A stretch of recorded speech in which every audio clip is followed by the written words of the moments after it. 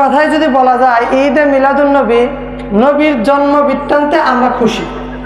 আচ্ছা বলেন তো, নবীর জন্মে আপনি আমি খুশি না বেজার?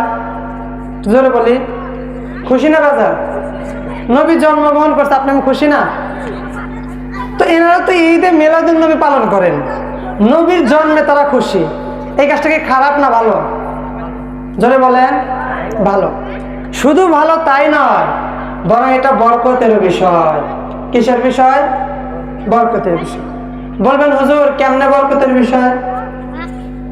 আল্লাহ নবী সাল্লাল্লাহু আলাইহি ওয়াসাল্লাম যখন দুনিয়ার ভিতরে আগমন করলেন, তার চাচা আবু তালেবের নাম আপনারা শুনছেন তো? আবু তালেবের নাম শুনেন নাই? কাফের না মুসলমান? আবু তালেব কি ছিলেন? কাফের না মুসলমান? কাফের ছিল।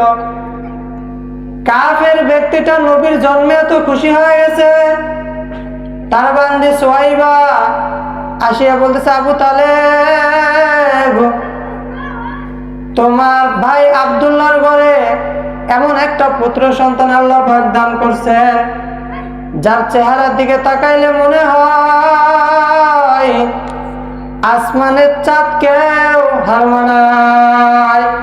সবাই সুবহানাল্লাহ বলি। আমার নবীর চেহারা এত সুন্দর, নবীর চেহারার দিকে তাকাইলে আসমানের চাঁদকেও হার মানায় যায়। আল্লাহর বান্দির এমন কথা শুনিয়া আবু তালেব এত খুশি হয়ে গেল। এরে বান্দি,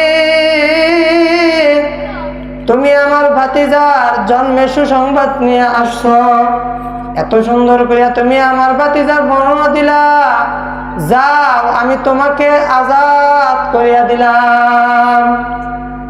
আল্লাহর বান্দিকে আজাদ করে দিছে। আজাদ বোঝেন তো?